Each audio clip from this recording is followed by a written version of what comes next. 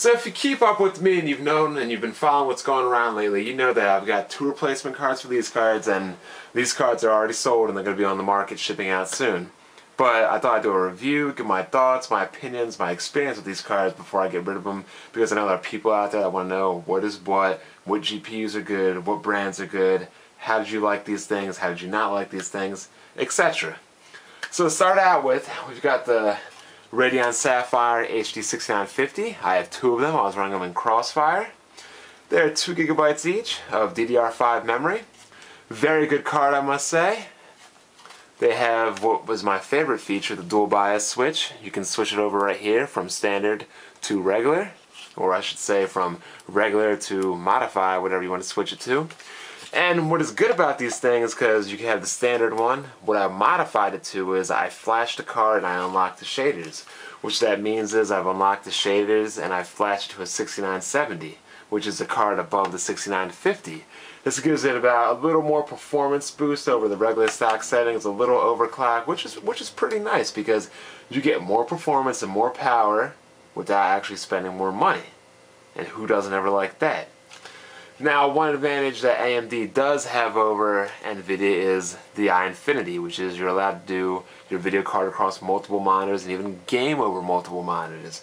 If you've ever gone into those workstations or those security centers where they have like 9 monitors, 8 monitors, 5 monitors, they're probably running on AMD setups because AMD is really good with the multiple monitor things. As you can see, we got 2 DVI ports, 1 HDMI port, and 2 mini HDMI ports.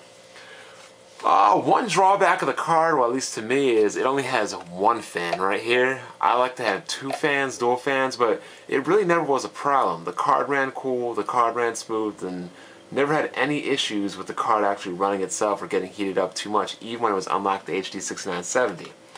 Now as far as unlocking goes, if you're planning on buying this card, you would need to get a reference model. The newer models like the 6950 Sapphire Flex and other 6950s, to my knowledge, cannot be unlocked, cannot be flashed anymore, so that's a thing of the past. I mean, to me, I don't know why they were doing it, allowing you to get more money out of a lesser card while selling a lesser card for more expensive, but hey, that's just me. As far as performance and power of this card goes, pound for pound, dollar for dollar, is probably the most powerful card you can get for your money. Because not only is the 6950 more powerful than a GTX 560, its NVIDIA equivalent, you can unlock the shaders and flash it to a 6970, which gives it even more of an advantage.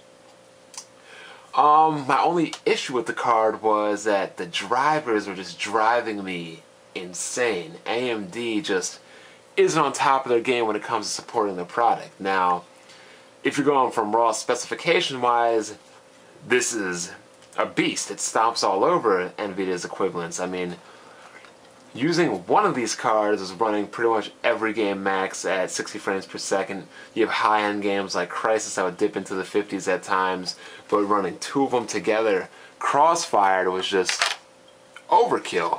You could murder any game pretty much. There was nothing that these cards couldn't touch together, let alone one card by itself. I mean, this is a high-end gaming card.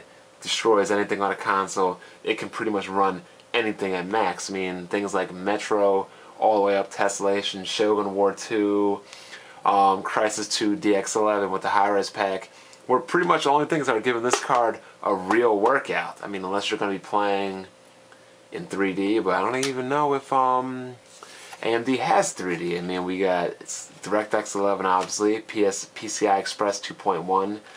Clearly it goes 1080p. I mean, what video card nowadays doesn't?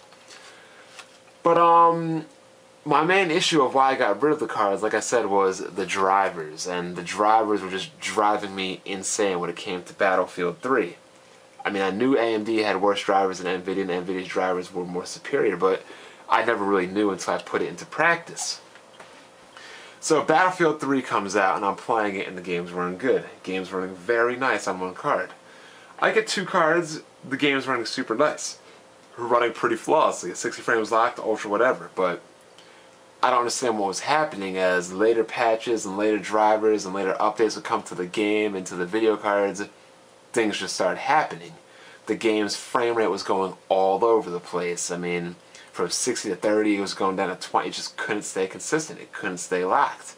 It just wasn't happening. Whether I wanted it at 60 or 50, I was not getting any consistency.